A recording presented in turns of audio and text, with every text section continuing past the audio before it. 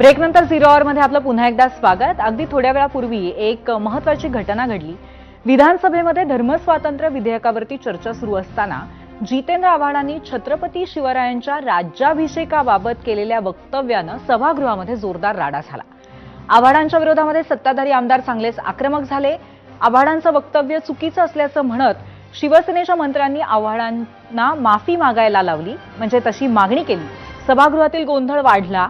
त्यामुळे विधानसभा अध्यक्ष राहुल नार्वेकरांनी विधानसभेचं कामकाज 10 मिनिटांसाठी स्थगित केलं।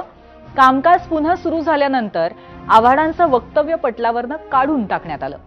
त्यानंतर भाजपच्या आमदारांनी थेट आव्हाडांच्या निलंबनाची मागणी केली आणि सभागृहामध्ये घोषणाबाजी केली।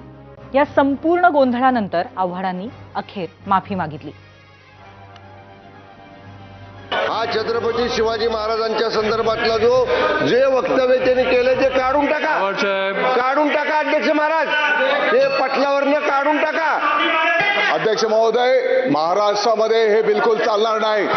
त्यांना कोणाचं लागून चालन करायचं असेल ते त्यांना भाग हो। अध्यक्ष महोदय, प्रत्येक समाजामध्ये अनेक चांगल्या वाईट प्रवृत्ती काही काळापूर्वी होत्या, परंतु अध्यक्ष महोदय त्यांच्या सोयीप्रमाणे त्यांनी एखादा शब्द असाही बोलायला पाहिजे होता की आजही काही समाजांमध्ये 10 पत्नी केल्या जातात, त्यांच्यावर त्यांचं तोंड उघडत नाही, त्याच्यावर ते भाष्य करत नाही। हे संविधानामध्ये लिहिलेलं आहे का अध्यक्ष महोदय? आणि छत्रपती शिवाजी महाराजांचा अपमान करण्याचा त्यांना कोणी परवाना दिलाय?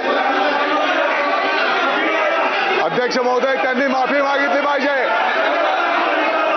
त्यांनी संपूर्ण महाराष्ट्राची माफी मागितली पाहिजे, आपल्या देशाची माफी मागितली पाहिजे। माझ्या शब्दाने जर कोणाची मनदुख, एक मिनिट ऐकून तर घ्या। हे बघा ऐकून घ्या। एक मिनिट थांबून घ्या। मी पालन दिलगिरी व्यक्त करतो। झालं ना, आता दिलगिरी व्यक्त केली।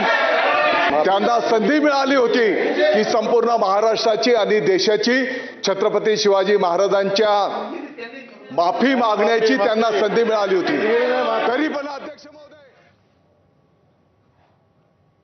अध्यक्ष महोदय, आपण सभागृहाची माफी मागावी। मागितली ना सभागृहाची। बसून घ्या, असं नाही चालणार। बसून घ्या, असं नाही चालणार। बसून घ्या। चला आव्हाड साहेब। अध्यक्ष महोदय, मी माफी मागतो, बस। ऐका आता अध्यक्ष महोदय, चला बस। अध्यक्ष त्यांनी महोदय, सभागृहाची माफी मागितलेली आहे, संपला विषय।